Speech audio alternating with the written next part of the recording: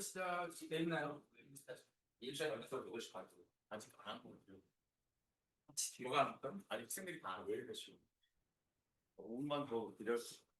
안 와도 상관없어. 관심 있는 학생들은 들을 거고 관심 없는 학생들은 못 들으니까 뭐. 근데 중요한 거는 오기 전에 꼴령네 나눔공학과 지금 여러분 우리가 직면한 시대 상황은 좀 생각보다 심각하다. 교수님들이 엄청 고민을 많이 했다. 나눔공학과는 처음에 우리가 만들어지는 그 순간에 잘못 설계된 게 아니고 그 시대 상황에 맞게 설계가 됐는데 우리가 뭐 나 대학교 다닐 때 94년도에 입학했을 때 학력고사에서 수능으로 바뀌고 공고사 부활되고 그다음에 군대 갔다 오는 뭐라고 IMF 터지고 그리고 이제 대학 석사 과정에서 리만 브러더스 사건 터져가지고 세계 공황이 한번 빠지고 너희 어렸을 때 이런 여러 가지 상황들은 시대 상황에서 계속 일어나는데 요번에 일어난 시대적인 이슈는 AI다, AI. 우리 삶의 근간이 방식이 달라지는 거예요. 그러다 보니 AI를 가르쳐야 되는 내용이 아니고 학교가 가진 본연의 기능, 교육 기능에 대해서 이제 우리가 고찰할 수밖에 없는 시간을 맞이했고, 그리고 학생들이 이제 우리나라가 가진 이제 지형적인 위치, 여러분들은 그냥 삼성 가서 취직하고 그러지만, 이제 그것도 곧 끝날 이야기인 게, 우리나라 제조 산업은 거의 시간의 문제지만, 한 50%에서 60%는 다 해외로 이제 곧 떠난다. 그러니까 네가 삼성에 가봤자, 네가 미국 가서 저 인도네시아 가서 살 거 아닌 이상은 라인 펑션에서 살아남았어. 그래서 교수들은 이제 그걸 알잖아. 그래서 매일 고민했겠지. 우리가 뭘 고민했을까? 그렇지. 우리 학생들을 나중에 오너십을 가질 수 있는 기술자, 인지니어로 키우는 게 가장 큰 우리의 핵심 사항이었지. 남들보다 뛰어난 전문가에게. 그래서 커리큘럼을 대거 바꾸기로 한 2년 전부터 준비를 해왔고, 이제 로드맵 바꿨다. 그리고 이제 그 커리큘럼 보면 시대에서 가장 왜 이 문제였냐면 이제 아이들 오는 동안 말씀드린 여기 있는 학생들은 충분히 들을 만한 가치가 있다고 생각드는데 너희들의 학업 능력이 떨어져. 온라인으로도 나 듣고 있어요? 뭐 들으라고 그래요? 저희 마이크는 켜져 있 마이크 켜져 있네요. 켜져 있나 봐요. 학업 능력이 너희가 모르는데 너희 학업 능력이 떨어졌다. 왜 떨어졌냐? 이거는 우리 교수님들이 알고 있는 내용이다. 옛날에 너희 선배들 그리고 또 다른 공과대 예전에 하고 비교해서 너희들이 똑같은 문제를 풀어라고 하거나 깊은 고찰을 하는 능력이 훨씬 높지가 않다. 미안하다. 그건 우리 잘못이기도 한다. 우리가 인정할게. 왜 그래 됐냐? 너희가 듣는 학점의 시수가 복수 전공제 이런 것 때문에 너희가 깊게 한 학문에 깊이 들어갈 시간을 주지 않고 핫하게 보이는 여러 개를 그냥 이렇게 밥을 먹으면 뷔페식을 먹었다고 생각하면 된다. 그리고 나오고 난 뒤에 내가 뭐 먹었지? 너 나눔공학과 졸업해서 뭐하니? 이렇게 된 상황들이 많다. 그래서 이제 교수님도 설명하겠지만 나눔공학과에서는 커리큘럼을 미안하지만 대폭적인 수정을 하면 누가 좀 피해를 당할까? 그렇지. 고학년이 피해를 당할 수밖에 없지. 크게 바뀌니까. 근데 오늘 그거에 대한 이제 이야기를 할 거고 2학년, 지금 이제 진입하는 2학년들은 아주 빡센 커리큘럼으로 집어넣을 거다. 야호. 근데 걔들은 아마 교수가 되거나 PI가 될 수 있는 자질론으로 키워야 돼. 이제는. 미안하지만. 그래서 과목이 전통 과목, 그러니까 물리학, 생물에 관련된 아주 피직스부터 깊게 가르친다. 그래서 1년 동안 적어도 1학기, 2학기를 통해서 책 한 거는 다 떼게 할 거다. 그리고 2주마다 집에 잘 못 가게 만들 거다. 2주마다 시험 보고 테스트, 레벨 테스트하고 계속 빡세게 해가지고 원래 그렇잖아. MIT, 하버드 가면 애들이 제대로 내가 유펜 박사였지만 나는 학부생들이 씻는 걸 거의 본 적이 없다. 그 애들 죽어난다. 아침부터 저녁까지 하루 종일 뭐 하랴 공부하랴 근데 우리 여러분들은 어떻게 살았냐면 이때까지 고등학교 때 열심히 하고 대학 가서 열심히 안 한 것. 대학 가서는 열심히 안 해도 된다. 학점 여기 3.5 정도 있는 사람들은 내가 볼 때 옛날 기준은 3.0이다. 너희 성적 장학금 지급하면 4.4 엄청 많다. 누가 줘야 될지 모르겠다. 근데 그 4.4 학생들을 내가 만나보고 우리 연구실에서 학부 연구생 해봤잖아. 4.4에 맞지 않다. 그 정도 뛰어나지 않다. 그 말은 뭐냐? 학점이 이제 의미가 없다. 사실 패스, 페일로 다 바꿔야 된다. 내가 볼 때는 그런 의미가 없다, 이제는. 그러니까 이 시대 상황에서 우리가 나노공학이라는 전공성, 분자를 다루는 학문을 하잖아. 그리고 지금 너희 아다시피 반도체하고 배터리하고 외부 상황이 엄청나게 변하고 있지. 국가 산업도 바꾸려고 하고 있고. 너희가 만약 향후 20년, 30년의 미래를 끌고 가게 만들어 주려면, 내가 주체적으로 하려면 지금 대학에서 배우는 지식이 이제 더 이상 피상적이고 의미 없는 그냥 학점을 잘 받기 위한 그런 커리큘럼에서 이제 벗어나야겠지.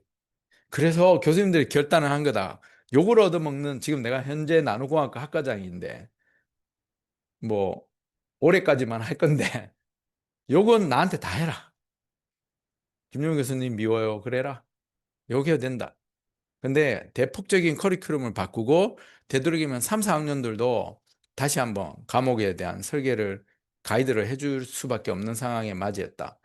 그리고 대학원 진학도 똑같다. 학부 때 배운 게 깊지 않기 때문에 대학원에서밖에 배울 수 없는 상황에 빠진 거다. 그래서 우리 학교가 요 옆에 건물을 지으면서 공과대 다 모든 각 단과대의 공과대학 중심으로 실습실을 만들었다. 요번에 이제 저기 너희 실습실이 생긴다. 저쪽에. 그 말은 뭐냐면 이제는 어떻게 실무적으로 교육을 해야 되나? 어떻게 진짜 너희들이 뭐 퀀텀 닷을 이제 원리적인 거 배웠어. 퀀텀 컨파인먼트 이펙트를 배웠어. 그럼 너희가 실제 합성도 해보고 그 물성도 재보고 거기서 너희가 느끼는 트라이 앤 에러들 그리고 실험실에 RA로 들어가서 하는 거. 너희들 있잖아. 여기서 졸업해가지고 뭐 삼성 가고 그다음에 카이스트 가고 서울대 가서 너희 인생이 몇 변할 것 같잖아. 난 미안한데 내가 요 성균관대 나와가지고 카이스트에서 석사했거든. 그때는 그럴 수밖에 없는 게 성균관대 너무 꾸렸거든. 구질구질했거든. 그러니까 여기서 나는 지나갈 데가 없었거든. 솔직히 말하면. 나 공부 잘했거든. 옛날 4.5 만점에서 내가 3.96이거든. 얼마인 줄 알아? 너희 4.4 정도 해잔대. 내가 차석이야, 차석. 내가 성균관대 있을 여기 아무것도 없었어, 인프라가. 그런데 지금은 다르다. 지금은 우리 학교가 세계 100위 안에 들어가는 대학이고 그리고 인프라도 좋다. 너 옆에서 건물 봤잖아. 이제 지금 우리가 엄청난 환경이 좋아진다. 중국 애들도 저 동남아 애들 웬만하면 성균관대 이런 데로 유학 오려고 한다. 그러니까 결론이 뭐냐? 인프라가 좋아졌는데 너희가 카이스트를 간다, 서울대를 간다가 너 인생을 좌우하지 않는다, 이제. 성균관대를 나온 것도 좌우하지 않는다. 진짜 너희가 실력이 있는 사람이야. 그렇게 능력이 갖춰졌어. 이제 우리는 이게 본질적인 내용이다. 근데 학교에서는 다시 돌아가서 말해주는 거는 우리는 너희들을 잘 교육시켜야 된다는 거지. 좋은 학점을 준다. 교수님이 잘 전달해 줬다가 중요한 이제 이슈가 되지 않는다. 너희가 중요한 거다. 너희가 잘 배웠느냐. 너희가 그 지식을 습득하냐. 너희가 그렇게 비전을위한 사람들이 되느냐. 우리는 이제 그 교육 방식에 우리가 주체가 아니라 수요자인 너희만 바라보고 지금 커리큘럼을 바꿨다. 이해했나요? 엄청난 열정으로 바꿨다. 이거는 하면 안 되는 일이다. 학과장으로서. 왜 하면 안 되냐? 욕을 너무 많이 얻어먹고 컴플레인이 너무 많을 거니까. 이 교수님도 지금 두 분, 우리 주축 교수님도 두 분 계시는데 아마 우리 6개월 보냈나요? 그래. 난상 토론을 하고 워크숍 가가지고 교수님들 1박 2일 동안 멱살만 안 잡고 그냥 엄청난 고민을 한 결과물이다. 그래서 오늘 최종석 교수님이 여기 좀 총대를 매셨거든. 그래서 아까 모든 최후의 책임은 김용호 교수가 지는 거고 앞에서 잘못한 사람은 최종석 교수님이다. 최종석 교수님 오늘 나와서 커리큘럼에 대해서 이제 좀 이거 녹화되고 있어요. 커리큘럼에 대해서 자세히 설명해 줄 거고 여러분들이 이렇게 생각하면 좋을 것 같아. 어, 이게 학부의 첫 번째 시도가 되고 그다음에 이제 대학원으로 계속 확대돼서 커리큘럼을 변화시킬 거고, 이제 우리 박사 요 세인트의 박사 석박사 과정에도 이제 알지, 페이퍼로 이제 졸업 자격 시험을 보지 않는다. 이제 구두로 다 미국 학제처럼 그 컬리파잉 이그잼을 본다. 아니, 그 중에 합격률이 50%밖에 안 된다. 시험 볼 때. 그러니까 좋은 학교가 되기 위한 이제 일종의 과정을 거치고 있다. 그러니까 들어오는 것보다 졸업하는 게 더 힘든 학교, 이제부터는. 그러니까 너희들이 아마 대학원을 여기서 하고 그다음에 진학할 때 분명히 너희들한테 다음 스텝에서는 잘 요 과정만 넘게 되면 지금보다 훨씬 더 밝은 미래가 있을 거라고 생각한다. 그래서 로드맵을 바꿨다. 알았죠? 로드맵을 바꾸는 과정에서 하나가 이제 염려되는 거는 이제 3, 4학년들은 기존에 들은 과목이 있고 안 들은 과목이 있고, 나는 무엇을 들어야 되고 난 또 향후에 어떻게 되고, 맞죠? 그런 것도 이제 중요한 이슈고, 지금 2학년들이 들어올 때는 선배들의 로드맵이 아니잖아. 그러다 보니까 2학년들한테는 내가 어떤 과목을 들어야 되고 어떤 교육 철학대로 가는지도 이해를 해야 돼서, 이, 이 시간은 최충석 교수님이 이제 설명하고 안선비 교수님이 같이 이제 차기 학과장이시거든. 원래는 내가 학과장 빨리 그만둬야 되는데 지금 상황이 좀 뭔가 발생해서 안선비 교수님이 지금 대기하고 계신 건데, 그 우리 학과가 지금 들었는지 모르겠지만 이번에도 양자정보공학과를 스핀오프 했다. 이게 대단한 학과다. 공과대 8번째 학과가 우리를 통해서 탄생하고, 지금 우리를 통해서 다시 새로운 학문, 여기 중에 여러분들이 공부를 열심히 하면 그런 신설학과의 교수가 될 가능성이 높다. 지금 현재로는. 왜? 전공이 없잖아. 그 전공자가 바로 너희잖아. 이해했죠? 그래서 커리큘럼을 이제 제대로 가르쳐야 되는 상황이다. 우리 입장에서 한 명이라도 이제 우리는 소중하니까. 그래서 나와서 설명해주고 질의응답을 하는 과정에서 불편하게 생각하지 말고 그냥 궁금한 거 있으면 다 질문하거라. 근데 이제 스피커가 안 들릴 수 있으니까 교수님은 질문을 받으면 그 질문에 받은 걸 다시 한번 리피트해 주시고, 그리고 답변해 주시고, 그리고 이 영상 자료는 그대로 우리가 학과 홈페이지에 올릴 거다. 이렇게 필터 안 된 내용도 그냥 올릴 거다. 그리고 또 하나는 이제 공과대에서 뭐 우리 학과가 뭐 좋냐 나쁘냐 뭐 성균관대, 우리 후배들 지금 2학년 1학년도 매일 그거 알지 않니? 에브리타임 들어가면 나눔공학과가 어때요 어때요 하잖아. 그거 다 말도 안 되는 이야기들. 그냥 MIT 나오면 너는 MIT 기계과 나오냐가 중요하냐, 학원과가 나오냐가 중요하냐. MIT잖아. 그러니까 우리한테는 그런 의미 별로 중요하지 않다. 너희들이 나중에 이 기초학문을 배우고 난 뒤에 너희가 전문가가 될 때 그 너희들의 메이저 필드, 그게 바로 너희 주전공이다. 이제 알았죠? 나는 화학과 출신이야. 주전공 뭐라고? 나노공학 단백질이야. 나는 이제. 이해했죠? 그러니까 별로 중요하지 않다. 그러니까 우리가 어떤 스텝을, 그래서 이제 기초학문을 많이 강조하고 있는데, 그런 것도 질문하고, 또 여러분들 혹시 그 과정에서 좀 당할 수 있는 피해 같은 것들이 있을 수 있잖아. 그런 것도 염려되면 그냥 그 자리에서 질문하고, 또 어떻게 대안을 마련해 달라고도 이야기를 하고, 우리가 여러분들의 피드백을 잘 들어서 더 좋은 커리큘럼을 학과를 만드는 게 우리의 목적이지, 단순하게 우리가 이래 만들어 왔으니 너희들은 우리를 따라와라 라고 하는 이야기가 아닙니다. 이해했죠? 그래서 요번에 이 설명회가 끝나면 2학기 때도 또 할 거야. 그래서 학기 중에 방학 때 꼭 너희들이 수강 신청을 하기 전에 우리가 가이드를 해줄 거야. 필요하면 우리 교수님들이 여러 명 다음번에는 와서, 너희들이 나는 무슨 전공을 더 공부하고 싶고 어디로 가고 싶은데 제가 이런 과목 들었어요. 저는 어떤 과목을 차기에 들으면 될까요? 이런 개인적인 컨설팅도 해줄 수 있도록 할게. 그러니까 너무 걱정하지 말고 오늘 학과의 전체 방향이 어디로 가는지 보고, 여러분들의 커리큘럼 들었던 거, 그리고 또 2학년들은 이제 학과 방향 어떤 과목을 들어야 되는지를 잘 하고, 그 에브리타임 뒤에서 뭐 나눔학과가 뭐 어떻다 이런 이야기 하지 말고, 그냥 우리 학과 안에서 교수님들, 특학과장이나 이런 분들한테 이메일 보내서 우리가 이런 거를 원합니다. 이렇게 바꿔주세요. 하라고 하면 우리가 그걸 또 반영하고, 교수님들이 개인적인 컨설팅이 필요하면 여러분들을 그렇게 컨설팅 해주는 방향으로 가도록 합시다. 알았죠? 좀 더 건설적인 방향. 그래요. 오늘 최충석 교수님 나오셔서 예, 방향성 설명해 주시고, 질의응답에 우리 나올 때 그래도 큰 박수 부탁합니다. 좀 나가. 네네네. 아이고, 이미 저희 나노공학과 커리큘럼 개정의 필요성에 대해서 김용호 교수님께서 워낙 설명을 잘 주셨기 때문에 저는 좀 간단히 시작을 하겠습니다. 학과 내에 그 커리큘럼이 수정이 필요하다는 의견들은 우선 학생들한테부터 나왔어요. 저희가 지난 2년 동안 3, 4학년 학생들을 위주로 개인 면담을 실행을 했습니다.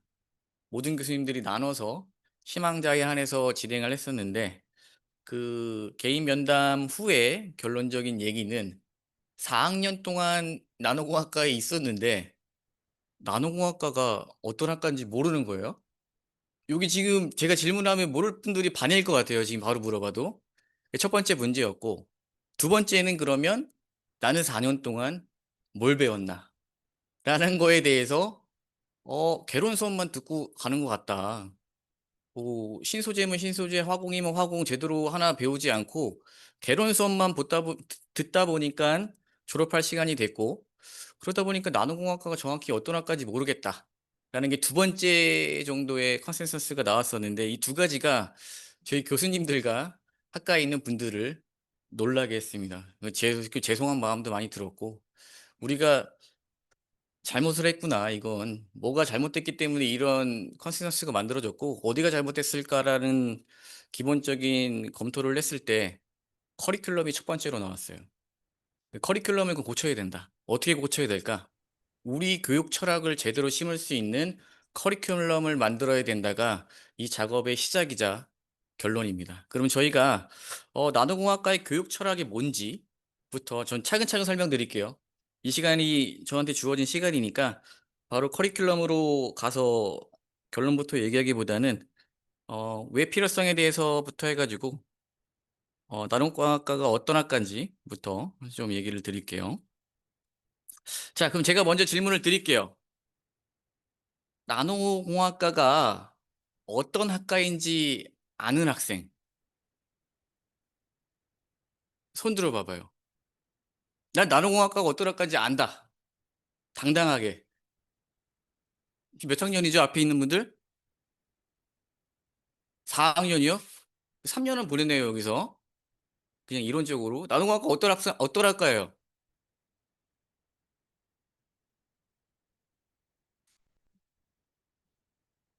그죠? 대부분 이렇게 알고 있어요. 그럼 이제 나노 단위라는 물질이 언제적 얘기예요, 이게? 20년 전 얘기인데 지금 엉스럼 레벨까지 가고 막 원자 간의 인터랙션을 얘기하고 있는 세대에 나노공학과 10의 마이너스 9승 너무 오래된 얘기하는 거 아니에요?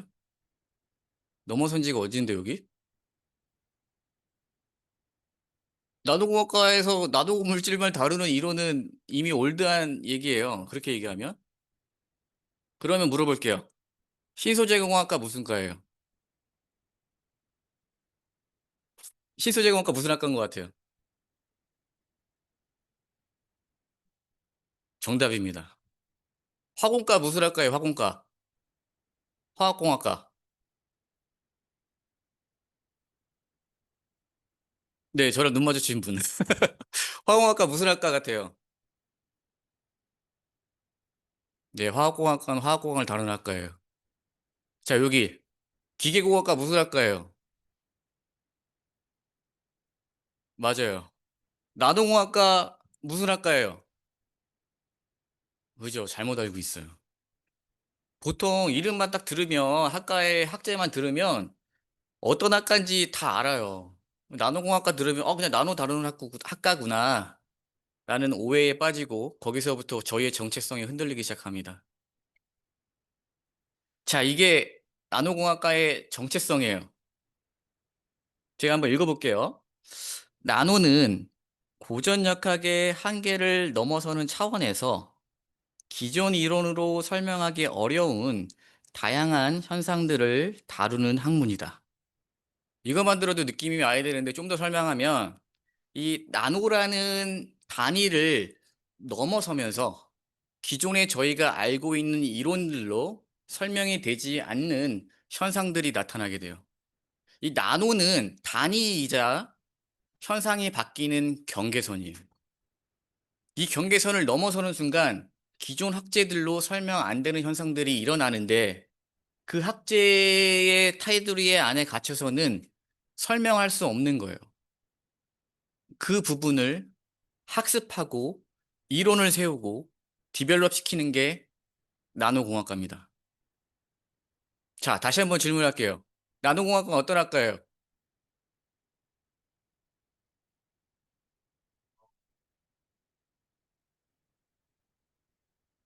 그죠? 저희 요즘 요즘 일어나는 현상들이 기존 고전역학 쪽에서 관찰되지 않았던 현상들이 많이 일어나잖아요. 그 이론들을 설명하려다 보니까 기존 역학으로는 설명이 안 되는 거고.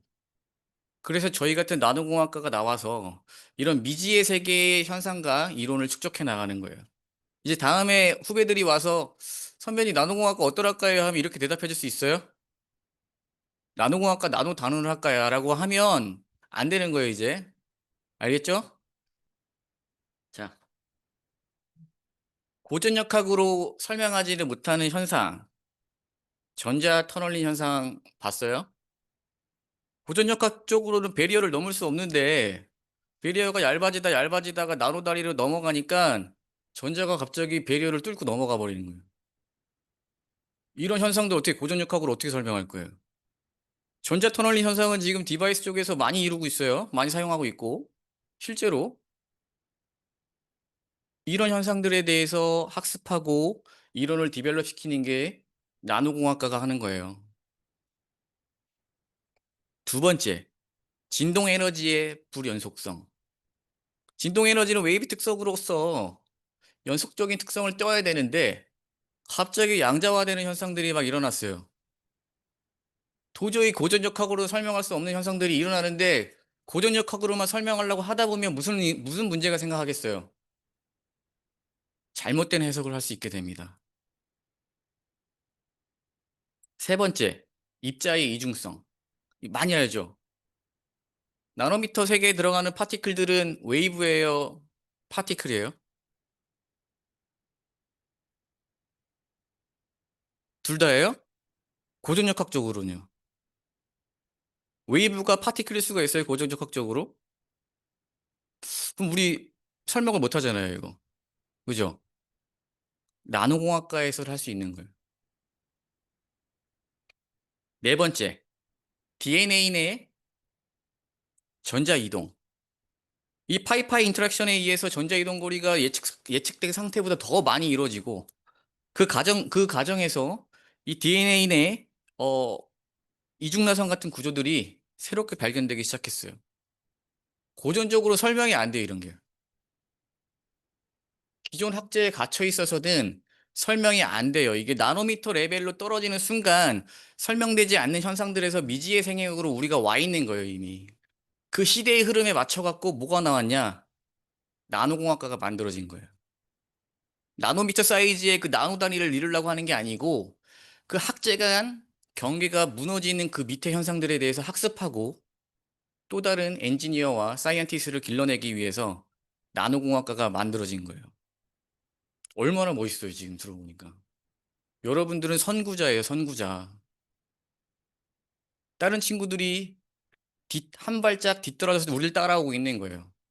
저희가 앞에서 풋프린트를 만들어주면은 그때서야 다른 학제들이 따라오는 형태가 돼 있는 거라고요. 여러분은 그런 사람입니다. 후배들 만나면 이렇게 얘기해 줘야 돼요. 알겠죠, 이제? 자, 그러면 이 나노공학과가 어떤 학문인지 저희가 요즘에 이런 거 좋아하잖아요. 짤막한 비디오 하나 만들어 봤어요. 한번 보고선 다시 한번 스스로를 되새겨 봐요. 내가 이 학과에서 3년 보냈는데, 2년 보냈는데, 이제서야 정체성을 알게 되는 거예요. 나노공학과는 어떤 학문일까요?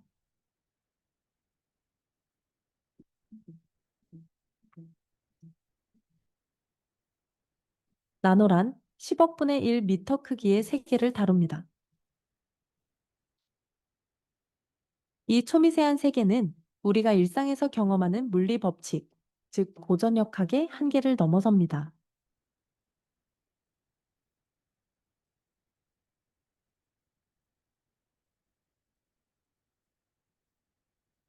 그곳에서는 기존 이론으로 설명할 수 없는 신기하고 독특한 현상들이 나타납니다.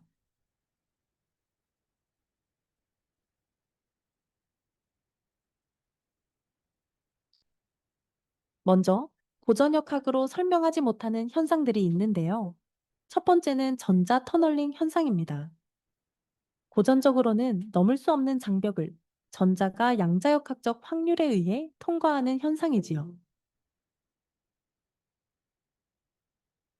이 덕분에 반도체 소자의 소형화가 가능해지고 스캐닝 터널링 현미경 같은 혁신적인 장치가 개발되었습니다. 두 번째는 진동 에너지의 양자화입니다. 원자나 분자가 진동할 때 연속적인 진동이 아니라 정해진 단계의 에너지만을 가질 수 있습니다.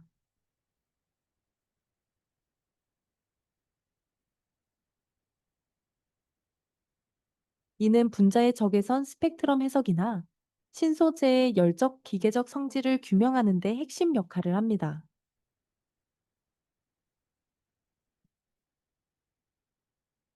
세 번째는 입자의 이중성입니다.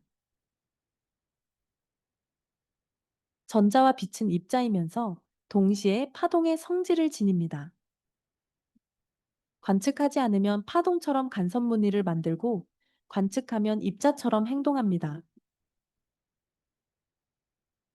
이 놀라운 성질은 양자 컴퓨터와 같은 차세대 정보 기술의 기반이 됩니다.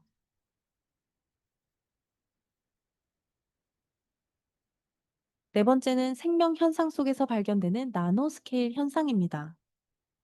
DNA 이중나선 구조에서는 파이파이 상호작용에 의해 전자가 놀라울 정도로 긴 거리를 이동합니다. 이는 생체 분자 전자소자 연구로 이어지고 있습니다. 이처럼 나노공학은 단순히 새로운 물리 현상을 연구하는 데 그치지 않습니다.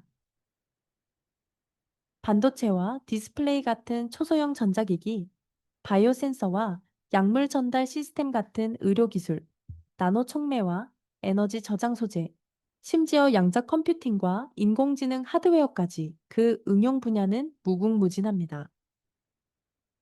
나노공학은 눈에 보이지 않는 세계의 법칙을 밝히고 그 지식을 바탕으로 인류의 삶을 변화시킬 새로운 기술을 창출하는 학문입니다.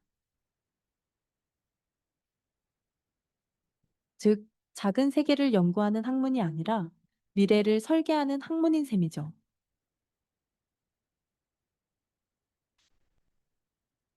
나노공학과 작지만 위대한 세계, 그 속에서 무한한 가능성을 발견합니다.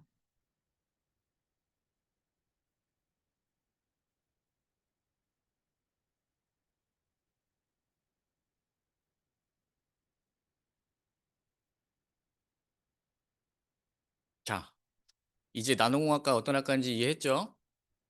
그 나노공학과가 갖고 있는 교육 철학이 있었어요. 이 교육 철학을 들어보신 분 있어요? 나노공학과의 교육 철학. 또 처음이에요, 이거? 좋습니다. 나노공학과의 교육 철학은 융합과 확장이에요. 왜 융합과 확장이라는 게 왜 키워드가 왜 나왔을까요, 이게? 앞에서 설명드렸던 얘기와 내용이 연결되는 부분이에요. 융합과 확장. 제가 뭐라 그랬죠? 나노미터 레벨 밑으로 떨어지기 시작하면은 기존 고전역학으로는 설명되지 않는 현상들이 나타나게 되고 그 공간에서는 학제 간 구분이 불명확해져요. 자연스럽게 학제 간 융합이 일어나고 확장이 일어나는 공간이 나노미터 세계 아래에서 열리는 거예요. 그럼 이런 상황에서 저희 뭐 배워야 되는 거예요? 신소재 배우면 됩니까, 이거? 어떤 학문을 배워야 이 융합과 확장에 대한 기본 이론을 저희가 기본기를 다질 수 있나요? 나노미터 아래 일어나는 뭐 미심이 이렇게 밝혀지지 않은 현상과 이론을 학습하는데 어떤 학문을 배워야 돼요? 어떤 거요? 맞습니다. 정확해요. 기초학문끼리의 융합과 경계가 사라지기 때문에 기초학문을 다 배워야 돼요. 맞죠? 기초학문을 어떻게? 철저하게 꼼꼼하게. 왜냐? 기초학문끼리 스터디하다 보면 알게 되는 게 기초학문 다 원리는 다 똑같아요. 기본적인 태동은 다 원자에서부터 오는 거고 거기서부터 뿌리를 과지를 치면서 새로운 학제가 형성된 거지. 모든 게 태생적으로 가면 원자 단위로 갈 수밖에 없어요. 결국엔 이거 배우고 저거 배우고 저거 배워도 결론적으로는 다 똑같구나 라는 걸 깨우칠 수만 있으면 2학년 기초 필수 과목에서 저희 후배들이 앞으로 배우겠죠. 저희들이 후배들이 배우는 융합과 확장의 기초를 만들어줄 수 있는 시간이 될 거예요. 융합과 확장은 저희 키워드가 아니에요. 대한민국 전 세계적인 트렌드예요. 융합과 확장은. 왜? 이 나노미터 세계에서 현상들이 지금 기존 학제로 설명이 안 되기 때문에 성균관대만의 문제가 아니에요. 그리고 융합학부 많이 나오잖아요, 지금. 융합학부가 태동하는 이유가 이런 이유예요. 이런 이유. 근데 저희는 이미 갖고 있었어요. 나노공학과에서. 이미 4년 먼저 학습했고 저희는 이걸 한 발짝 앞서 나가면서 시대를 이끌고 있었어요. 저희의 정체성을 더 확실하게 하자는 거예요, 이제. 자, 이게 기존의 커리큘럼이에요. 뭐 평가를 하진 않겠어요. 기존 커리큘럼에 대해서. 근데 이 커리큘럼으로 여러분들이 학습을 하고 지금까지 왔죠. 뭐 여러 가지 좋은 이론들이 다 섞여 있고 어, 뭐 나노공학과를 대표할 수 있는 과목들도 많아요. 근데 좀 아쉽다고 생각이 들었던 게 이 개론 수업들이 너무 많아요. 이 개론 수업만 들어서는 딥한 시오리를 이해할 수가 없어요. 진짜 요즘에 책들이 잘 나와 있는데 그 책 자체도 20년, 30년 전에는 다 연구 논문 이론이었고 그 연구 이론이 이렇게 교차 검증이 끝나서 책으로 나온 거예요. 3, 40년 전에 트렌드를 이끌던 논문의 리서치 데이터들이 뭉쳐서 지금 여러분의 텍스트북이 된 건데 그 검증이 끝난 텍스트북을 첫 장부터 마지막 챕터까지 꼼꼼히 읽으면서 다 한 번씩은 마스터하는 게 그 분야를 한 번 제대로 공부한 거예요. 각 챕터별로 몇 개를 갖고 와서 인트로덕션이듯이 개론적으로 배운 수업은 그거를 그 챕터를 그 과목을 어떤 과목이구나 라는 정도로 인트로덕션만 배운 거고 제대로 처음부터 끝까지 제대로 학습한 친구들은 그 과목을 학습한 거예요. 근데 여기서 저희가 부족했던 건 개론 수업으로서 어떤 게 있고 어떤 수업이 있고 이론은 어떤 거에 대한 방향성은 다 봤는데 그 방향성을 설명해주는 기본 이론들에 대해서 좀 학습이 부족했어요. 그리고 좀 질서가 없었다. 처음부터 2학년 때부터 한 가닥 한 가닥 스텝으로 쌓아가는 스텝이 있었어야 되는데 그 부분이 부족했기 때문에 이 4학년 끝나고 졸업하는 친구들이 뭘 배운지 모르겠다. 개론 수업을 배웠는데 다양한 거 배웠는데 그렇다고 내가 제대로 한 게 배운 게 없는 것 같다. 그래 나노공학과를 오면은 그냥 제대로 안 배우고 졸업하는 건가 보다. 라는 실책을 하게 됩니다. 저희의 실책이죠, 저희의 실책. 그래도 지금이라도 만회할 수 있어서 다행이에요. 만회가 될 수 있으면 좋겠고요. 자, 이게 저희가 이 개정하기 위해서 기본 토대를 쌓았던 거예요. 기초 필수. 융합을 하기 위해서는 기초 필수가 이해가 높아야 돼요. 그 기초 필수가 뭐가 있냐라고 정의했을 때 화학, 물리, 공학, 생명이에요. 자, 그러면 뭐 신소재나 기계를 계속 얘기해서 그러는데 신소재 공학과 가보셨어요? 교수님들 전공 분야 봐보셨어요? 다 신소재예요. 신소재 공학과 가면 다 신소재 공부하신 분들 계시고 거기서 연구 분야는 조금씩 틀릴 수 있어도 기본 토대는 다 신소재 위에서 빌드업을 해오신 분들이에요. 저희 나노공학과 교수님들 가보셨어요? 나노공학과 교수님들은 화학과에서 오신 분들, 물리에서 오신 분들, 공학에서 오신 분들, 생명에서 오신 분들, 심지어 그거를 박사과정까지 연구 논문을 쓰면서 10년, 15년에 걸쳐서 그 분야의 마스터가 되신 분들이 다 섞여 있어요. 태생부터가 융합과 확장을 위한 너무 좋은 환경이에요, 이거는. 화학과 출신의 교수님이 여러분들한테 제대로 가르쳐 줄 수 있어요. 화학과만큼. 물리학과 출신의 교수님이 물리학과만큼 여러분들한테 물리학을 가르칠 거예요. 공학도 마찬가지고요. 생명을 전공하신 교수님이 여러분들에게 생명공학과만큼 더 탄탄하게 기초 필수를 가르쳐 주실 거예요.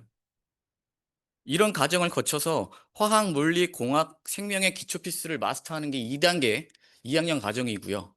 그 기초 필수가 이루어진 상태에서는 확장, 그 위에 전공 심화 과정을 많이 뿌려놓음으로써 여러분들이 듣고 싶은 부분에 있어서 심화 과정을 가져가는 단계가 3, 4학년에 이루어질 거예요. 이게 저희가 설계한 기본 토대고요. 그 과정에서 신규 과목은 학부 19개, 학석 과목 8개가 추가가 됐고요. 25개 과목을 신설을 했어요. 삭제된 과목은 24개, 학부 18, 학석 6개. 가감히 삭제했습니다. 유지 24개. 물론 그 과정에서 대체 과목들을 다 배치를 했고요. 아쉽게도 이 양자 쪽은 저희가 스핀오프가 되다 보니까 이거는 학과 선생님들한테 요청을 하면 충분히 자료 받을 수 있으니까 네. 네, 그 과정에서 이 양자 쪽은 아직 그 대체 과목이 부족한 부분이 사실인데 이 부분은 아직 해결이 좀 안 됐습니다. 자, 이게 신설된 저희 나노공학과 커리큘럼의 지금까지 최종판이에요. 많이 바뀌지 않을 거예요. 설명을 드리면 말씀드린 것처럼 2학년 때는 기초 필수 과목을 필수로 들어야 돼요. 졸업 조건이 이게 지금 8과목 24학점이잖아요. 기초 필수 과목 24학점 학점을 못 따신 분은 졸업을 못 해요. 근데 지금 여러분은 아니에요. 26년 입학자분들. 요번에 26년 입학하시는 분들은 이 8과목을 F를 맞거나 하면 졸업을 못 합니다. 그리고 모든 학생이 다 들어야 돼요, 이거. 같은 반으로 움직일 거예요, 전 학생이. 같은 학년이 이거를 1년 동안 다 같이 들을 거예요. 자, 전자기학, 물리기초 1, 물리기초 2, 물리과 전공에 지금도 물리학을 연구하시는 교수님들이 여러분에게 물리학을 제대로 가르쳐 주실 거고, 이 재료과학, 신소재 출신의 교수님이 재료과학 원투를 마스터로 가르쳐 주실 거예요. 물리화학 평형, 물리학 물리거동 마찬가지입니다. 물리학 평형을 지금 수십 년간 연구하신 분이 물리학 평형을 가르쳐 주실 거고 물리학 특 분자거동에 대해서 이론과 실험에 대한 기초 지식이 탄탄한 교수님께서 물리학 2를 가르쳐 주실 거예요. 유기 기초도 마찬가지고요. 이런 환경이 주어진 학과는 단언컨대 성균관대학교에 저희과가 유일합니다. 지금 형성되고 있는 융합학부, 서울대 융합학부 이런 데가 지금 이런 거를 모티브로 만들고 있는데 저희처럼 아직 구성이 잘 안 되고 있어요. 자, 그 후에 3학년, 4학년 과정을 거치면서 이제 심화 과정에 들어가게 될 겁니다. 각 코스로는 양자, 전자소자 디바이스, 에너지 환경, 바이오라는 4개의 큰 틀을 마련했고요. 큰 틀을 마련하기 위한 심화 과정에 커리큘럼을 짰습니다. 여기서부터는 필수가 아니에요. 그냥 일정 학점 이상을 습득하면은 졸업할 수 있는 조건이에요. 여러분이 어느 분야에 대해 더 심도 있게 학습하고 싶은지에 따라서 선택해서 가시면 됩니다. 근데 저희가 뭐라고 말씀드렸죠? 확장 단계에서는 최대한 많은 과목을 오픈해서 여러분의 선택성을 올려주고자 했어요. 3, 4학년 때, 특히 4학년 때 과목 보시면 진짜 많습니다. 폐강의 우려가 있어서 최대한 대학원과 같이 수업을 묶었는데요. 왜냐면 지금 여러분들 28명인가요? 지금 30명인가요? 이거 다 못 들어요. 그럼 폐강되는 게 많아서 이 많은 과목을 오픈할 때는 어쩔 수 없이 학석으로 묶었어요. 하지만 뭐 차별화해서 평가라는 게 이루어질 테니까 걱정 안 하셔도 되고요. 정말 다양합니다. 뭐 이게 담을 수 있는 건 다 담은 것 같아요. 또 하나 특이점, 아까 저희 학과장님이 얘기해 주셨죠. 저희 이번에 실험 과목을 2개 이상 증설했습니다. 그리고 졸업 조건으로도 어, 기초 실험이 6학점이었는데 이제 8학점으로 올라갔어요. 저희 새로운 건물에 학부생들을 위한 실험 공간을 받았어요. 거기에 여러분들이 아이디어 디벨롭하고 실험할 수 있는 공간을 만들어 줄 거고요. 실제로 이런 실험 과목을 통해서 학과 내적으로도 더 많은 기회를 주고자 준비했습니다. 자, 이렇게 해서 저희가 지금 4가지 정도의 큰 커리큘럼 만들어줬어요. 양재도 있고, 전자소자 디바이스, 에너지 환경, 바이오. 그리고 이 분야에 있어서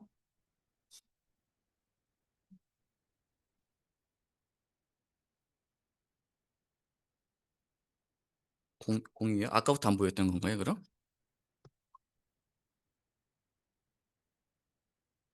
이건 그 공유인 거 아닌데? 네, 중에서 네. 거기 중에서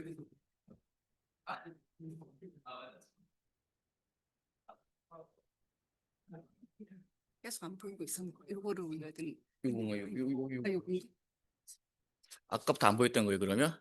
그런가 봐요. 아, 온라인 면 뭐 어쩔 수 없네요. 여기 오신 분들이 다음에 오프라인 오신 분들이 온라인에서 학생들이 질문한 부분 있으면 보여주세요. 많은 분들이 계시네요. 알겠습니다. 우선 이 전자소자 디바이스에서의 나노공학과의 특성을 보여줄 수 있는 짤막한 비디오 하나 볼게요. 이 3가지 분야 보여드릴 건데요. 실질적으로 저희 나노공학과에서 배우는 이론들이 어떻게 현장에서 응용되고 있는지를 이해할 수 있는 부분이에요. 작아지면 달라집니다. 우리 눈에는 같아 보이지만 나노 세계에서는 전자의 움직임조차 완전히 다른 법칙을 따릅니다. 전자의 움직임이 나노 크기로 제한되면 우리는 이것을 양자곡한 현상이라고 부릅니다.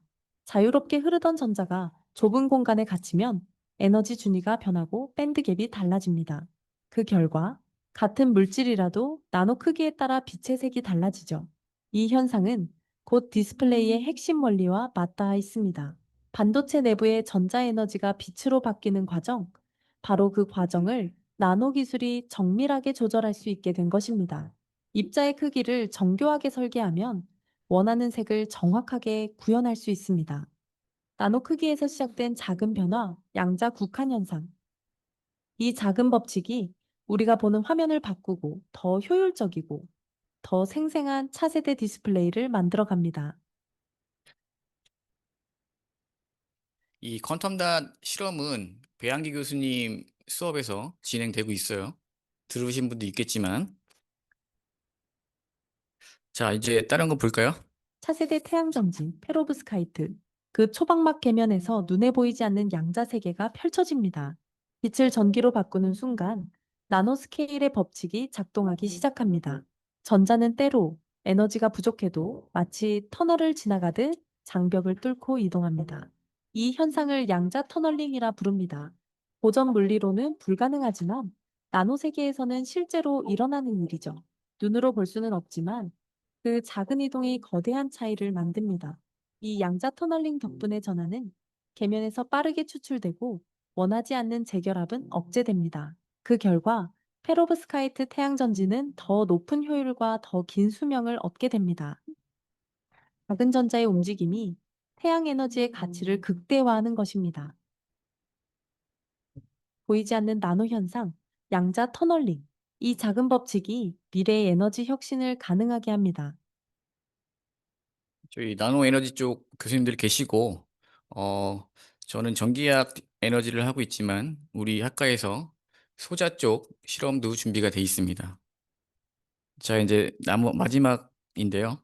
나노 세계의 분자들은 결코 멈춰 있지 않습니다. 눈에 보이지 않는 초미세한 크기에서 분자들은 끊임없이 흔들리고 부딪히며 움직입니다. 이 무작위한 움직임은 단순한 흔들림이 아니라 생명 시스템을 유지하는 근본적인 동력입니다. 우리는 이것을 열운동이라 부릅니다. 분자들이 쉼없이 움직이면서 서로 만나고 자연스럽게 확산합니다. 그리고 이 과정에서 더 놀라운 일이 벌어집니다. 분자들이 스스로 제자리를 찾아가며 질서를 만들고 자기조립이라는 정교한 구조를 형성하는 것입니다. 아무도 설계하지 않았지만 자연은 그 자체로 완벽한 설계자이기도 한 셈입니다. 이 원리는 나노바이오 기술의 핵심이 됩니다. 약물은 이 움직임 덕분에 목표한 세포까지 정확히 도달할 수 있고, 분자 센서는 아주 미세한 변화도 감지할 수 있습니다. 또한 자기조립 원리는 새로운 나노 진단 기술과 바이오 센서 개발에도 활용됩니다. 즉, 분자의 무작위 같은 움직임이 사실은 정밀한 생명공학 기술의 기반이 되는 것이죠. 나노 분자들은 항상 움직입니다. 그 작은 움직임이 만나고 퍼지고 스스로 조립되며 생명을 지탱하는 질서를 만들고 새로운 의학과 바이오 기술을 가능하게 합니다. 자연이 만든 가장 정밀한 시스템, 나노 세계의 움직임이 인류의 미래를 바꾸고 있습니다. 지금 이 유기 쪽이랑 바이오 쪽 실험이 저희 커리큘럼에 포함이 안 됐다는 의견들이 있어서 요번에 유기화학 합성이랑 바이오 관련된 실험 과목 쪽에서 두 과목이 추가가 됐어요. 내년부터 요번 2026년부터 두 가지 실험 과목에 대해서 진행이 될 거고요. 자, 지금 간략하게 나노공학과에 대해서 일단 설명을 다 드렸어요. 그리고 지금 보였던 동영상들은 다 저희 학과 교수님들이 하고 있는 분야에 대해서 거기서 특히 나노 현상들이 어떻게 이용되고 있는지에 대한 이그잼플이었고요. 지금 마지막 슬라이드를 보여드릴 건데 그냥 간략하게 저희 학과 교수님들 소개 장비입니다. 소개 장면. 좀 틀릴 수도 있지만 봐주세요.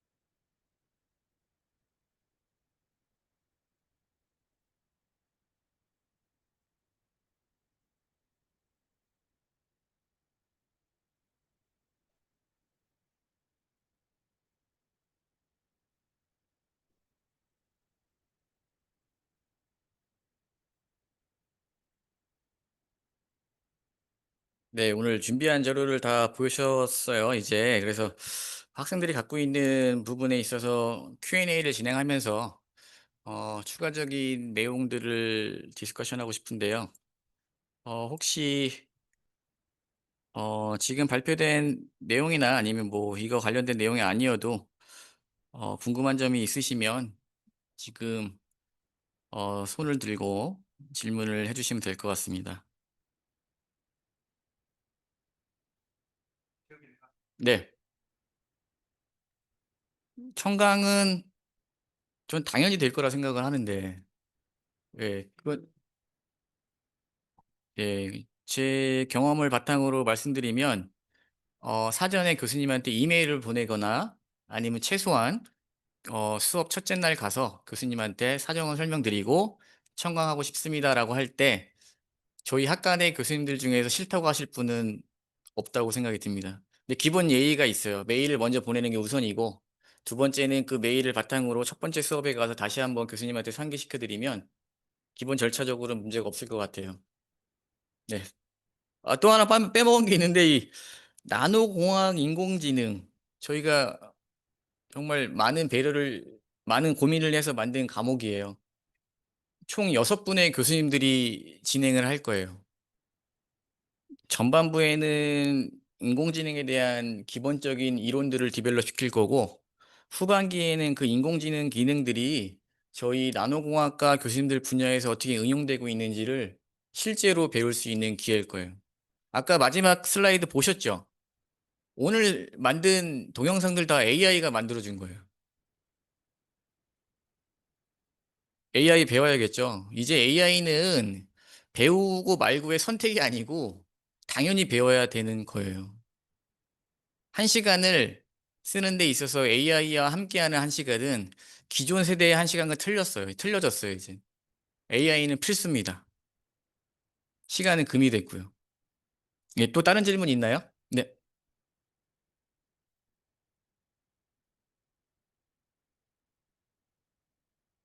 네. 네.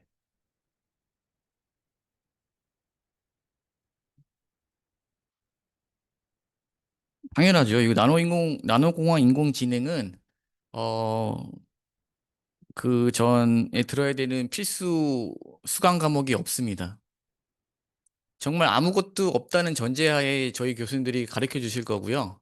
참고로 저희 학과에 AI를 전공을 하시는 분이 2분이 계시고 AI를 활용하시는 분들은 더 많아요. 그 2분 중에 한 분, 강승구 교수님이라는 분은 이 AI를 IBM에서부터 수십 년간 연구하신 분이고 지금 프론트라인에서 AI를 활용하고 계신 분이에요. 그분이 기초 지식을 설명해 주실 거고요. 박지상 교수님이라고 AI를 또 응용하고 계신 분이 있는데 그 부족한 세부 사항을 더 설명해 주실 거예요. 나머지 4분 교수님들께서 각자 필드에서 AI가 어떻게 응용되고 있는지에 대해서 이그젠플 플러스 학생들이랑 같이 풀어보는 시간을 가질 거고요. 그리고 재료 수업 말씀해 주셨는데 어, 네, 없던 부분이 맞아요. 이 부분도 재료 수업이 없다라는 부분이 기존 학생들과의 대화에서 나왔던 이슈 중에 하나였어요. 재료 관련된 실험을 많이 하고 재료 관련된 내용들을 다른 데서 배우는데 정작 재료에 대한 기초를 배운 적이 없다.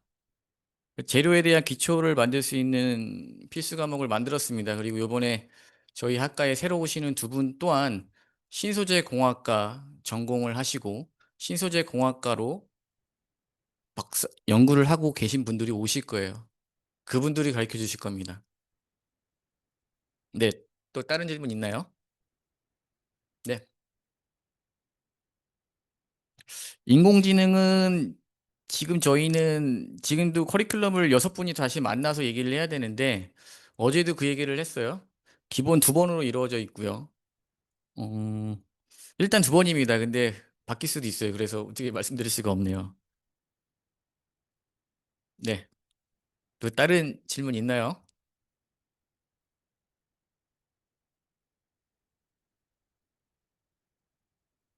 현재까지는 그렇게 돼 있어요. 현재까지는 양자공학과의 그 수업들은 재수강 과목에서 아직, 예, 저희 학과에서 완전 분리가 됐기 때문에 그 부분이 가장 염려가 되는 부분도 사실이고요. 그 부분은 학과장님이랑 한번 얘기를 해보고 결정을 해야 될 상황인데 현재까지는 재수강을 할 수 있는 기회는 없는 게 사실입니다. 네, 뒤에 분 질문요? 네.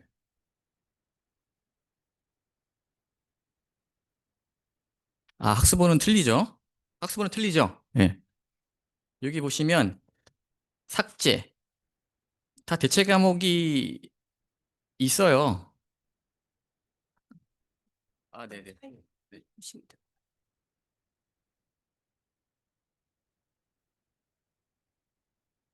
이렇게 학습번호가 다르게. 후반은 보면 다 그런 건 아니지만 수업 태도가 안 좋은 학생 중간고 역설이 많다거나 그걸 처음에 증가를 안 해요. 정말 시험만 안 보는 거지 똑같이 내그뭐 수업 출석하고 그런 마인드로 내일 보내줘요. 만약 중간에 오히려 뭐 생각을 하다가 중간에 뭐 바빠서 못 나오겠다 이러면 오히려 이렇게 될 수 있기 때문에 신중히 생각을 하고 중간 요청을 해야 돼.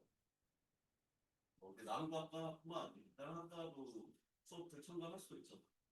대학원 수업도 참가할 수도 있거든요. 선생님들이. 그때도 한번 좀 생각해 진지하게 메일을 줘야 돼. 네, 그 질문 드렸던 이 학습 번호에 대한 내용인데요. 다 배치가 돼 있는 상태고요. 이 부분은 학과에 문의하면 정확히 알 수 있을 거예요. 예, 또 추가 질문 있으신가요? 그게 이제 과목이 신규로 돼 있지만 그냥 이름만 바뀐 과목들이 네, 맞아요. 그런 과목들이 명목상 들을 수 있는데 내용이 바뀌지 않기 때문에 그게 아마 그 담당 교수님들이 허가를 안 해줄 겁니다. 그걸 염두에 두고 신청을 해야 됩니다. 예를 들어 제 과목이 연역학 개론이었는데 이름이 공학 연역학으로 바뀌었거든요. 학습번호가 바뀌었기 때문에 지원은 가능하지만 저는 그 전에 듣는 학생들은 받아줄 생각이 없어. 내용이 크게 바뀐. 물론 그 김용 교수님 말씀하신 것처럼 내용을 좀 더 난이도를 높일 건데 더 어렵게 정리할 건데 그래도 큰 틀에서 내용이 크게 변함이 없기 때문에 기존에 들었던 학생들은 이제 받아주지 않고 새로 받는 학생들. 근데 그런 과목들이 꽤 많거든요. 이름이 바뀐 과목들. 여러분들 신청할 때 그걸 미리 확인을 했으면 좋겠어요. 이게 새로운 과목이다라고 신청하는 게 아니라 전에 들었던 과목이랑 내용이 동일하냐 하면 신청을 안 하는 게 그거고. 네, 일단 담당 교수님한테 문의를 한번 여쭤보는 것도 좋은 방법일 것 같고요. 어, 완벽히 똑같이 가르치진 않으실 거예요. 왜냐하면 저희들 모두가 컨센서스를 가진 게 좀 더 깊이 있는 이론이기 때문에 내용이 좀 더 딥한 내용으로 가긴 가겠지만 전체적인 커리큘럼이 비슷할 수 있기 때문에 꼭 담당 교수님한테 여쭤보시고 듣는 걸 추천드립니다. 네, 더 추가적인 질문 없으실까요? 네.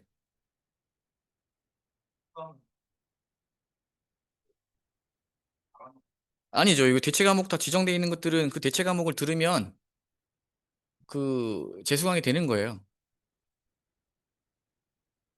되는 거죠. 예.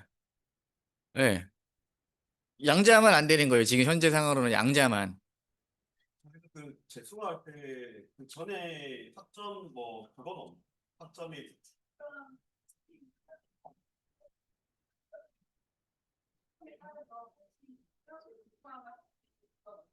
근데 예를 들어서 제 과목도 제 이름이 바뀌어서 새로운 과목인데 그러니까 재수강을 할 수 있는 학점 요건이 어떻게 보면 적용이 안 되고 그냥 신청할 수 있는 거거든요. 그거를 구분을 하는 방안이 있어야 될 것 같아요. 예를 들어서 제 수업 연력학에서 A 플러스 받은 학생이 공학 연력학을 또 재수강 없다 해서 하면 이게 좀 안 맞잖아요. 학생들이 참고할 수 있는데 기존에 어떤 교사학생들은 수강 신청을 하지 말려. 이게 코멘트가 확실하게 있어야 돼요. 그리고 시스템적으로 맞추겠죠. 교수님들이 그 학생들 한 명 한 명 확인하기가 어려울 수도 있거든요. 30명 넘는 수업들 같은 경우는 이 학생이 전에 들었는지 안 들었는지 확인하기가 어려울 수 있어서 그게 약간 그런 프로세스가 필요할 것 같아요. 네.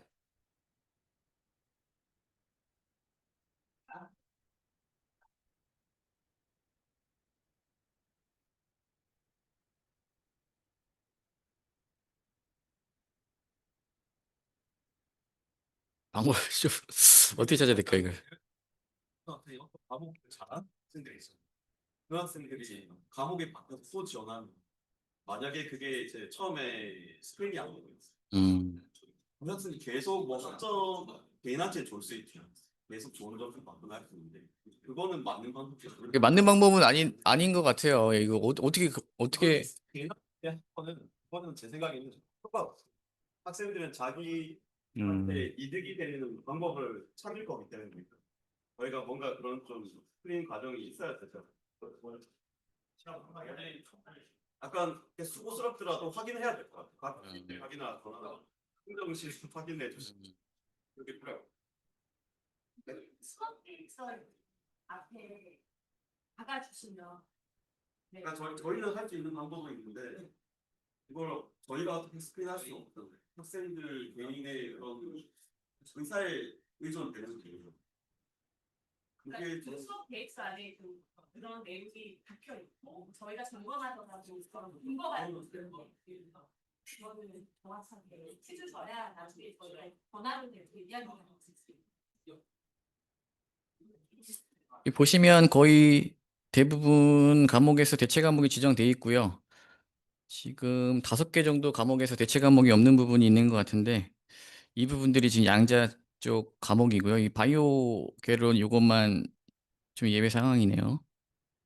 네, 지금 요 상황이니까 저희도 최대한 대체 과목을 만들 수 있도록 다 매치를 하려고 했는데 이 부족한 부분이 나오는 부분에 대해서는 저희도 좀 너무 죄송스러운 점이 있습니다.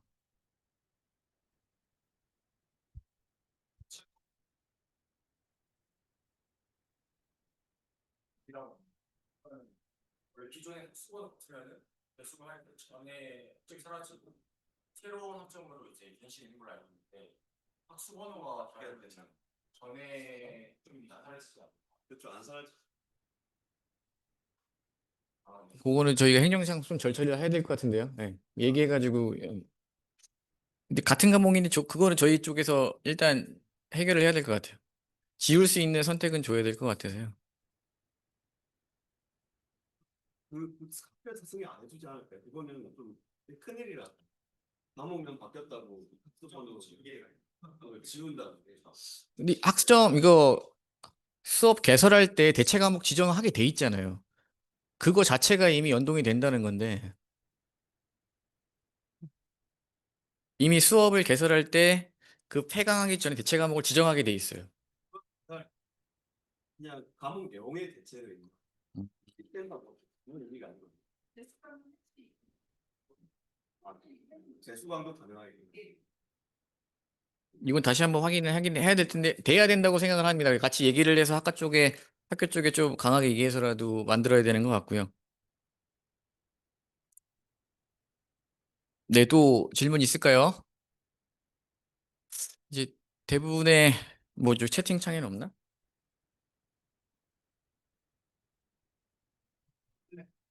네. 네네네.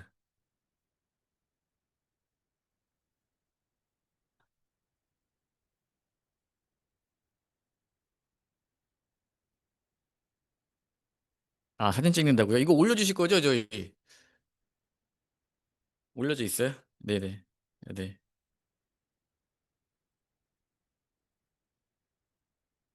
네. 추가적인 질문이 없으면 여기서 마무리할 텐데요. 언제든 궁금한 점이 있으면 학과 또는 저한테 이메일을 주시면 어, 적극적으로 대응할 수 있도록 하겠습니다.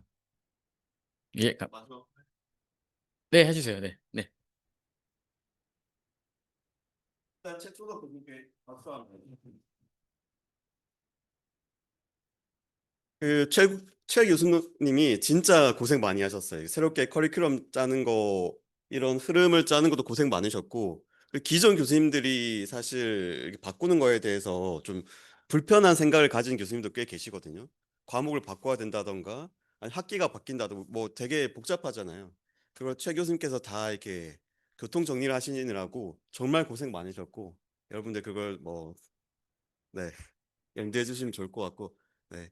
또 제가 드리고 싶은 말씀은 아까 김용일 교수님 말씀하셨던 거 약간 이어서 말씀드리고 싶은데 여러분들 취업 준비한 학생도 있겠지만 그 취업 준비한 학생들 아마 직접적으로 알 것 같고 2, 3학년 학생들은 간접적으로 들어서 알겠지만 요새 취업 시장이 굉장히 안 좋아요. 그렇죠?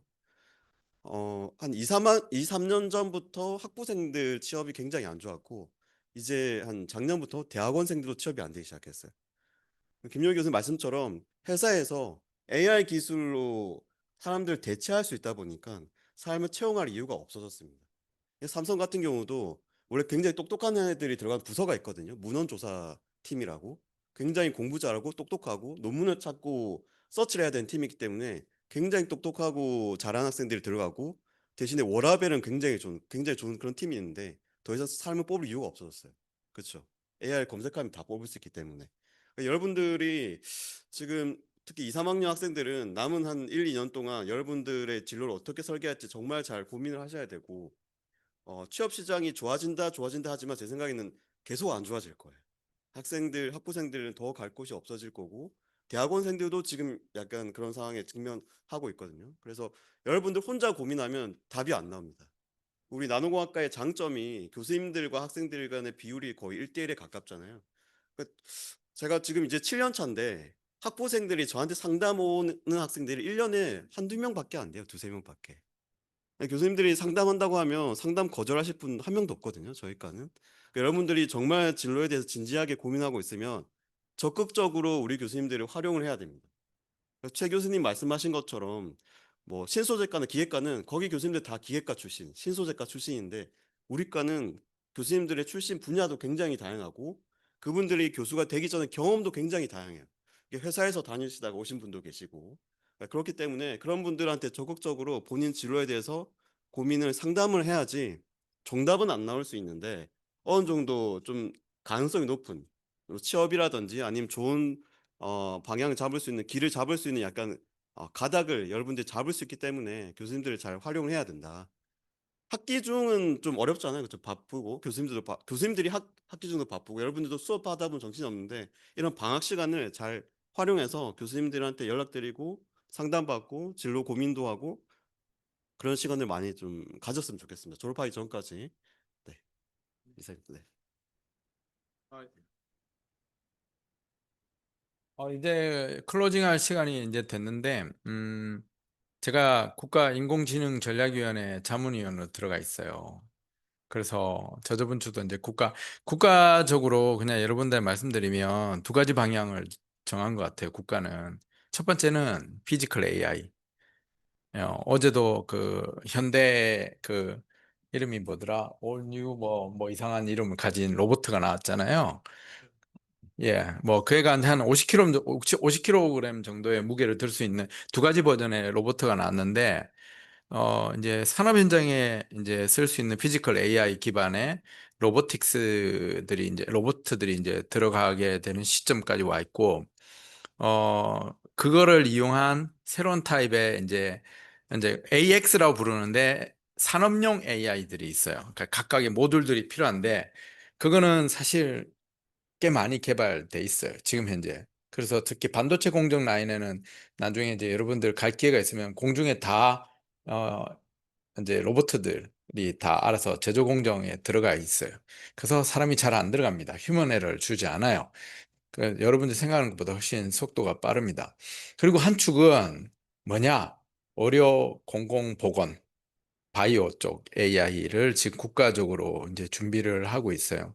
어, 왜 이런 전략들을 선택했냐면 우리나라가 지금 지정학적인 위치 그리고 제조업에서 가지는 비중이 여러분도 아시는지 모르겠지만 뭐 자랑스럽게는 배터리하고 반도체 전체 세계 시장의 제조 산업의 한 35%까지 대한민국이 주요 분야는 차지하고 있음에도 불구하고 미래가 그렇게 성장치가 전망이 안 좋은 이유는 이제 저가의 이제 여러 가지 제조 산업이 이제 이번에 화학 산업은 이제 사우디아라비아하고 저 아랍에미리트로 다 옮겨가고 있고 중국도 이제 공장이 철수하는 상황이라서 산업의 이동이 엄청나게 큰 폭으로 보이고 있습니다.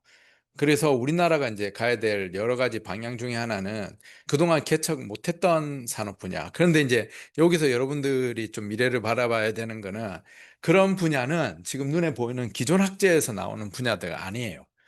그 융합학제에서. 그래서 국가에서 요번에 인재를 AI 인공지능 관련된 인재를 배출하려고 봤더니 AI 대학원을 만들자 이런 이야기가 나온 거야. 카이스트하고 전부 다 성균관도 잘 돼 있는데. 그런데 엄청난 거센 전문가들의 반대에 부딪혔어요. 왜?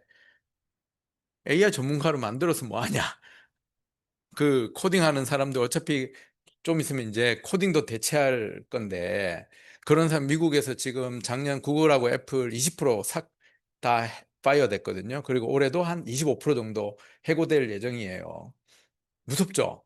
그러니까 미국이 이경을 들였어요. 이경 무려 몇 년 동안 조가 아니고 이경의 돈을 AI에 쏟아부었어. 그런데 이제 지금 이제 끝까지 가야 되잖아요. 그래서 뭐 하고 있을까? 그렇죠. 산업 구도를 변화시키고 긴축 재정을 하고 있는 상황인 것처럼 보여요. 각각의 회사들이. 그러니까 AI를 전공해야 되는 게 아니고 이제는 AI 융합, 그러니까 AI를 쓸 수 있는 전공자. 그러니까 뭐 여러분들 제조 산업이든 바이오든 반도체든 이제 그런 인재들이 이제 필요한 상황이에요. 그 AI를 툴로 쓸 수 있는 거는 이제 기본적인 이제 여러분들의 자질론에 해당되죠.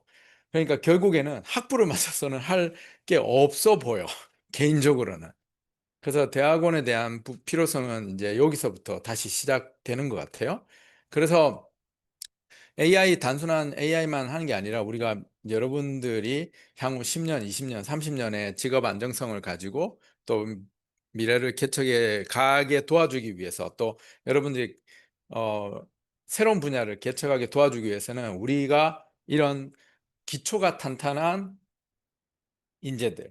그렇지만 어떤 형태로든 간에 시대 변화가 되더라도 그게 AI든 로봇이든 자동화든 그거를 할 수 있는 인재를 키우는 게 바람직하다.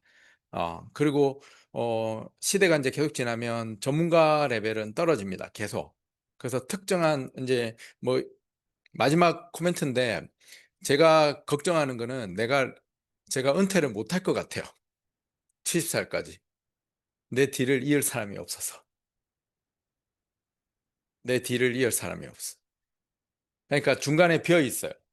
리더십. 그러니까 이런 전문가 레벨에서 전체 산업이든 바이오든 뭐 어떤 그거를 끌고 갈 지적 능력, 그다음에 감각, 그다음에 메타인지, 그다음에 지식 기반을 가진 사람들이 많이 없다고 알려져 있어서 여러분들이 그런 좋은 다음 세대 리더가 됐으면 하는 바람이고 그걸 하려면 다시 말해서 기초가 탄탄해야 됩니다. 아주 기초적인 물리, 화학적인 기초 지식이 튼튼해야 되고 그 바탕에서 여러분들이 대학원이든 그 다음 과정에서 좀 더 전문성이 높은 그리고 그걸 이용해서 여러분들 커리어가 만들어진 상태에서 여러분들이 이제 꿈을 펼칠 수 있는 곳에서 이제 여러분들의 꿈을 활짝 펼쳐야 됩니다. 그래서 너무 지금 어린 나이에는 일어나는 상황에 따라서 이렇게 이쪽 갔다가 저쪽 갔다가 이 말 들었다가 저 말 들었다가 할 필요가 없고 그냥 교수님들이 시킨 대로 이 커리큘럼대로 보시면 아주 단순화시켰지만 깊이 있는 커리큘럼의 공부를 열심히 하고 특히 2학년들은 3학년들, 4학년들은 백업할 수 있는 과목들은 열심히 백업을 하고 또 지금까지 공부하는 방식에 대해서 약간 피상적으로 해왔던 습관들이 있다면 좀 더 깊게 공부하는 습관들을 가지고 책도 많이 읽고 사고의 깊이도 넓힐 수 있는 사람 그리고 또 더 중요한 거는 이제 그거를 지식을 나눌 수 있는 커뮤니케이션 할 수 있는 능력들을 가진 사람들이 돼야 됩니다. 이제 알았죠? 그래서 나노공학과가 올해 여러 차례 이제 땅가에서는 이런 움직임을 안 보입니다. 왜냐하면 심각한 걸 못 느낍니다. 기존 학제는 계속 하니까 간성이라는 게 존재하죠. 근데 나노공학과는 엄청나게 두려워합니다. 이런 상황에 대해서 우리 교수님들 저뿐만 아니고 이렇게 갈 수는 없다라는 심각한 위기의식을 가지고 있어서 아마 여러분들한테 오늘 설명한 커리큘럼은 좀 낯설고 어려워 보일 수도 있는데 그리고 여기 이제 3, 4학년에 넘어갈 때 트랙이 많아지잖아요. 그거마저도 아까 안선비 교수님 말씀하신 대로 우리가 컨설팅을 통해서 여러분들의 각각의 취미와 관심, 진로에 대해서 잘 컨설팅 해줄 테니까 일단 여러분들의 앞길을 간 교수님들을 먼저 말을 한번 믿어보고 그리고 또 다양한 각도로 우리가 산업계 사람들과 계속 교류해 가면서 여러분들한테 방향성을 제시해 줄 테니까 여러분들은 열심히 공부를 열심히 하면 됩니다. 알았죠? 너무 두려워할 필요가 없습니다. 그리고 지금 일어나는 시대적 상황은 어차피 여러분들 살면서 적어도 2번 이상 맞아야 될 상황. 내가 아까 말했잖아요. 언젠가는 일어나야 될 상황이 다행히 40대에 맞지 않은 게 천만다행이라고 생각해요. 예, 어린 나이에 이 시대적인 변화를 겪어서 준비를 해서 여러분들의 40, 50, 60대가 좀 더 안정적이고 또 비전이 있는 삶을 살아가기 위해서는 이런 과정이 꼭 필요하다고 생각 들어요. 알았죠? 힘내고 우리가 또 올해 스케줄상 또 워크숍 하면서 여러분들 교수님들 그때는 모든 교수님들 다 오게 만들 테니까 관심 있는 이마에다가 여기다가 에너지 뭐 이렇게 쓰게 다녀서 여러분들 다 면담하고 그리고 좀 더 의미 있는 술 마시고 노는 그런 단순한 워크숍이 아니고 여러분들 진로를 좀 설계해주고 공부에 대한 어려움이 있으면 우리가 가이드를 해주는 좀 의미 있는 워크숍이 될 수 있도록 준비할 테니까 학과 활동하는 것도 열심히 해주고 특히 학생회도 열심히 해주고 그리고 우리 밴드도 열심히 해주고 또 동아리 활동도 열심히 해주고 그리고 우리 건물 안에 이제 리노베이션 되고 환경이 바뀌었는데 이게 여러분들이 바로 공간이니까 마음껏 즐겨줬으면 좋겠어요. 수고했습니다. 그래서 남은 방학 잘 보내도록 하세요. 감사합니다. 네,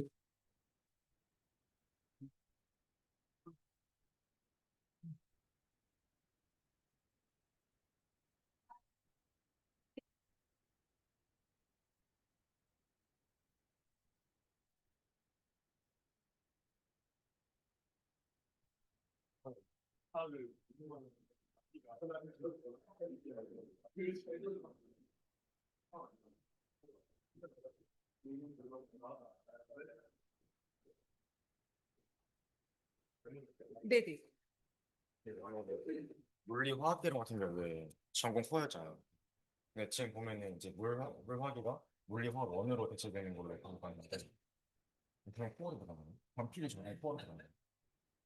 전공 코스는 전공과 전공하라고 보시면 되고, 허리가 보면 여기 보면 이 색깔이 전공 코어잖아요. 네. 근데 여기 저한테 언제보다 전공 코어라고 보수 안 보시면 하고 언제보다 남의 공부를 네.